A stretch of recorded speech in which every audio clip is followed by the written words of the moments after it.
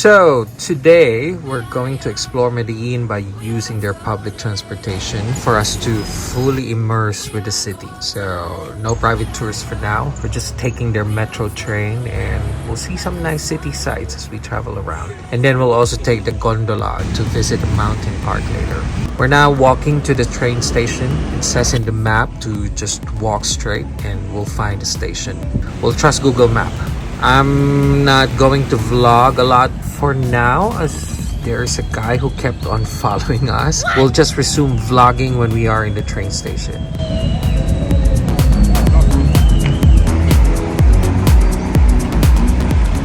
We're here at the metro now. You need to fall in line to get a ticket. Quite hot now. I'm just waiting for the train to arrive and we're ready to go.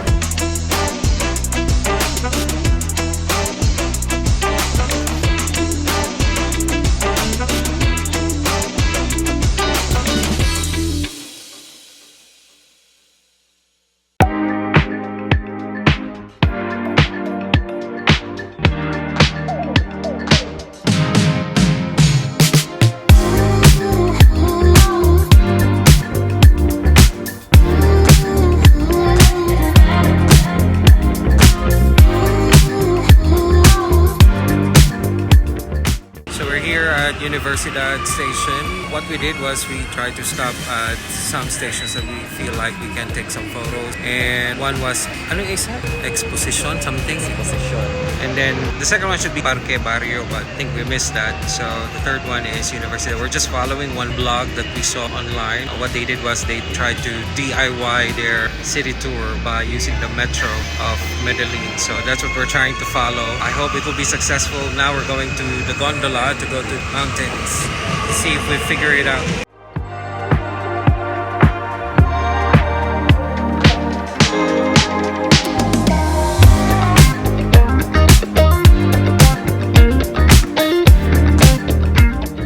So we're here now at Acevedo and we're going to K-Line, which is going to Santo Domingo for the gondolas. It was nice experiencing the Medellin metro train.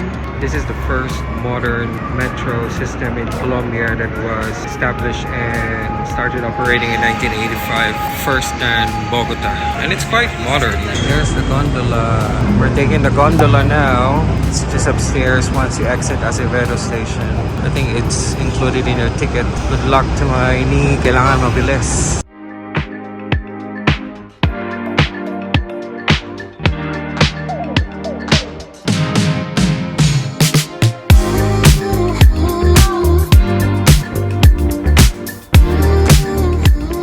Mas nakakatakot pala dito. Kita ko talaga. Ang ganda. Ganda no? Ang ganda na naka-wide. Kita talaga lahat.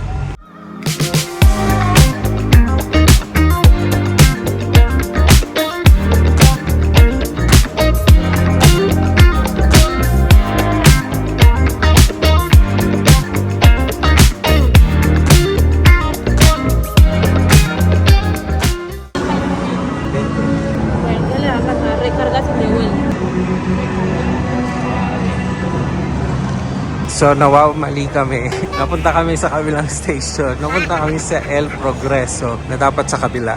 Kaya pala wala yung isang park. Uy! Ito na yung dalawa.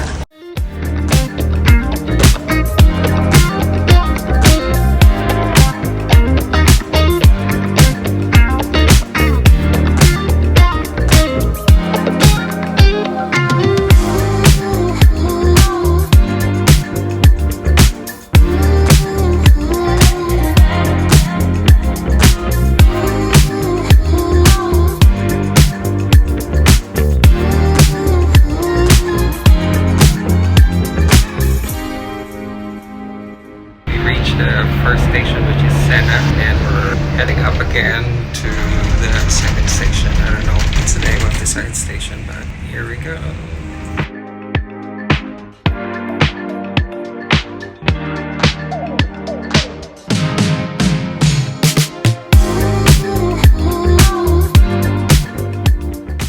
Welcome to Parque Arvi. Ang lamig, ang sarap ng panahon. Ito yung Medellin na alam kong dadatnan natin. Let's find toilet first. We're now here at Parque Arvi, but we're looking for the toilet first because can't hold it anymore. It's kind of cold here. The gondola ride was so slow. It's taking its time to get here. Where's the toilet? Where's the toilet? Okay, I see the toilet. I see the baños. Welcome to, I don't know what's this. Centro Ambiental y Cultural Ignacio Velez Escobar. Wow.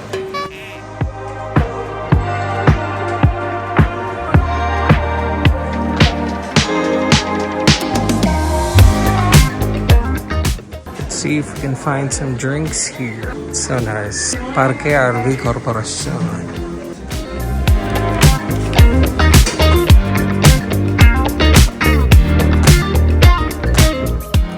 So we finally had a chance to pee. We're here at the top of the mountain. I bought some drinks. This is a mango slurpee or shake. It costs 8,000 Colombian pesos. If you convert it into baht, it's around 55 to 60 baht. Also bought a water because we're so thirsty. This is 3,000 Colombian pesos, or if you convert it into baht, it's around 20 baht. So it's pretty much the same. It's not too expensive. It's nice to finally see this place. You get to see this online. You finally get to see this in person. Abby, what's your first impression of Medellin, Colombia? Okay naman. This morning parang I was natakot kasi nga parang yun talaga yung nasa utak mo, diba? It's na ano siya, nakakatakot siya kasi maraming magnanakaw, maraming mga bad people. Hindi naman lahat pero yun yung nabasa mo. You have to be careful if you go to Colombia. And yun nga, may sumunod sa amin kanina. So parang hindi kami tinatantanan. Parang sunod siya ng sunod. Doon ako first na natakot. Parang all my life, parang hindi na ako natakot sa mga ganun. Kasi nga, gamay na natin, diba? Everywhere you go. Ito kasi ngayon, parang hindi mo naiintindihan yung mga tao. And then, they're really, iba. Kasi parang, sila, parang, anong tawag doon sa Mackee? Yung perseguido sila. Anong tawag doon? Hindi perseguido. Persistent. They're really persistent na susundan ka talaga nila. They want to get what they want. Parang ganun. They want something from you kasi nga parang mangingi sila ng pera. So, they have to use that. The family, parang ganun yung sinasabi nila. So, parang, okay, we always say no. And then, parang sunod pa rin ng sunod. Hanggang sa naabot na kami ng train. Kumain na kami, nagpupunta ng train. Sunod pa rin ng sunod. So, parang doon ako natakot. Pero yung nabasa ko naman sa vlog na parang you have to be careful lang daw all the time. So, sa train, ganun din daw. Pero actually, yung sa train naman, di naman ako natakot. Maybe because it's less people, no? Hindi ganun kadami yung tao. It's not really crowded. Kasi you have to be careful lang. You have to be aware na sa mga surroundings mo, sa bag mo. Parang ganun lang. So, everything is okay naman. And then, the gondola is nice. You can see all the bahay nila sa baba. And it's nice. I like it. But this is the nicest part, no? Ng gondola. Itong area na to kasi parang it's like forest lang everywhere. Parang isang mahabang forest lang siya, no? So what happened? How did we end up here? Nagkamali pa kami kanina. So, from avocado. Abisido. Asibido. Ano ba yung station na yun? Acevedo. Avocado. From Acevedo. So, kaya dahil si Mackee may sugat sa tuhod. So, we need to go to the lift. So, dahil pag nag-lift kami, nagbasa na kami sa vlog eh. Pero dahil nag-lift kami, doon na kami napunta. Pag labas namin, may gondola na. So, na-excite kami. So, di na namin binasa kung saan yun papunta, di ba? So, ayun, napunta kami doon sa kabila. Imbes na papunta kami, para ito yung center. Dito dapat kami pupunta. Napunta namin dito. So, malayo siya. But it's okay. Kasi doon kami nakapag-video at nakapag-picture na sa sarili namin. Kasi wala masyadong tao. It's less people going there. And the view is nice naman. They're all like bahay naman yun. Mga bahay naman ang view doon. And then so we need to go back again. So nag-exit na kami. Dapat pala hindi kami mag-exit para walang bayad. Kasi akala namin na yun eh yung pupuntahan namin, which is ito. Itong place na to. This is the RV. So ayun na. So nagtanong na kami kay ating guard. So pinento na niya. So nasa pa kami, sa ibang side pala kami. So we need to go back and then we have to come here again. Which is okay din kasi at least na-explore namin both ways. Tama ba yun? Both parts. Tama ba? both sides. Yun yung nasa utak ko, sides. Both sides na explore na. This is naman the area. May makikita kang bahay at first. before you transfer to Santo Domingo going here. Kasi ito na yung mga forest side na, which is very nice talaga. I like it here. It's malamig. They have fruits, foods, coffee. The toilet is here. You can walk around. They have like a walking tour to the forest. I don't think we will do it here right now because Mackee has sugat in the tuhod. Maybe we're gonna explore lang around to see the botanical garden and then we go back to the city. Actually, I want to explore the city because it's really nice. The city is nice. They have like paintings, arts, street arts. It's really nice because it's very Colombian and it's nice to make a video for it na street arts. But it's nakakatakot lang because you cannot really expose your phone to the public. Kasi nga, yun nga, may mga maraming sumusunod and they always say, amigo, amigo. They're always like this. Pag inanuhan mo na, pag pinansin mo, yun na, sunod na ng sunod. So, kailangan di mo na lang pansinin. So the sun is up finally. So the sun is up finally. Sun. So the Calle G's is where we're staying, and it's the popular street in Medellin because there's a lot of restaurants, bars at night, and it's alive. There's a lot of people. But in the morning, we saw the street performance, the street arts. But as much as we want to capture it, like what Hubbee said, it was a little scary because I think in every corner there are men who are trying to offer some products or what, or just following you, asking for money, and they're using the story of their babies. And it's quite annoying because you really want to enjoy the city, but they're the one ruining the experience for you as a tourist. And what I noticed also is that you really need to know how to speak Spanish. Here, if you try to speak in English, they will never even try to speak English. They will answer you with Spanish, and you'll definitely get lost and you would not know or understand what they're talking about. You would pick some words that you may understand and you will just try to stitch it so that you can understand, but still you don't know if that's what they meant or not. So it's really a struggle. It's really important for you to have a basic Spanish for you to survive here. It's just a shame because it's a beautiful city, but we just couldn't experience it well. Uy, lucky, nakita ko sa side ko. Humikap siya. Nakita ko yung bunganga niya. Akala ko papasok ako doon. Last night because, diba, last night kasi parang it's umaga pa sa Pilipinas. So, that's why. Itong araw na to, itong oras na to, it's like 3:21 a.m. in the Philippines. So, ito yung tulog ko, peak ng tulog ko nung nandun ako sa BGC next day. Naka-adjust ka na. Ako lang, hindi pa masyado. Pero kasi nasa labas tayo, so I need to be awake. Kasi ganitong oras ako patulog eh. Kasi nag-scooter ako hanggang 3:30 eh. Anyways, di pa kami umalis dito kasi inihintay ko maihi ulit kasi hindi ko alam kung saan na naman may toilet. Kasi nilakla ko isang bote. I just finished all of this because I'm so thirsty. Actually, I want another one, but the toilet problem and the language problem. Okay, this heat is not good. This is very bad. We're at the top of the mountain, so we need to leave. But I really need to pee. Okay, bye. Tingin ka dun sa salawin. 1, 2, 3, go.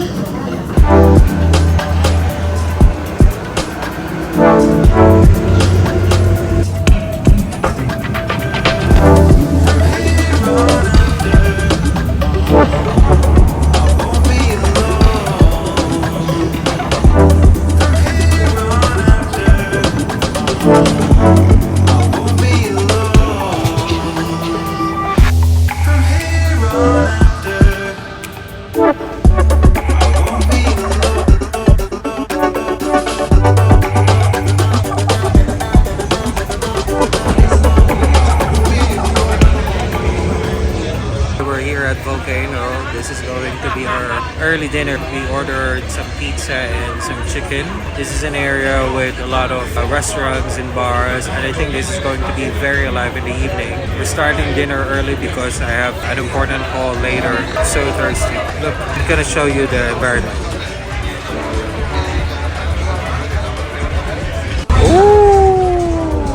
Wow, that looks good. Abby, what can you say about the food? Meron na ito pizza kasi nagkamali lang in this amin. We ordered one, dumating dalawa. We don't have a choice but to eat it. And it's all like dahon. The pizza is good. I like the bread. It's nice. And the sausage is good. The chicken is just fine.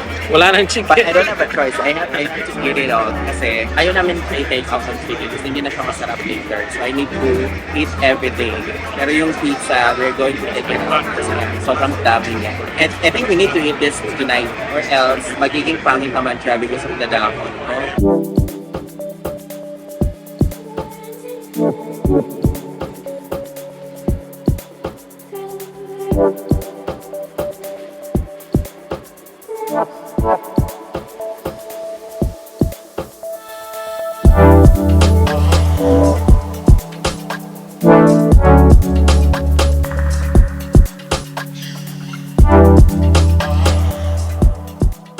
Here's the room. Just showing it because yesterday we weren't able to show it. Very spacious. There's a large TV and there's a toilet and a big cabinet and the standard mirror. Can you hear that? That's a loud performance from the restaurant downstairs. And we can really hear it. So good luck in sleeping. Tomorrow we need to wake up at 5 a.m. How can you get a good sleep without music? I think that's the downside of this hotel. They might be located nicely where all the restaurants and bars, but in exchange for good sleep. I think the music is coming from that bar. We're doing a tour today. We're going to Guatape. We're inside the bus now. So this is our first stop. So we just arrived here at Guatape. You ready, Abby? I am ready. How many minutes? The target time is like 20 minutes, but I will do it like 10 minutes. From here, you can actually see the view now. 275 steps, 500 steps, and I made it to the top. Hey, Mackee, I made it here.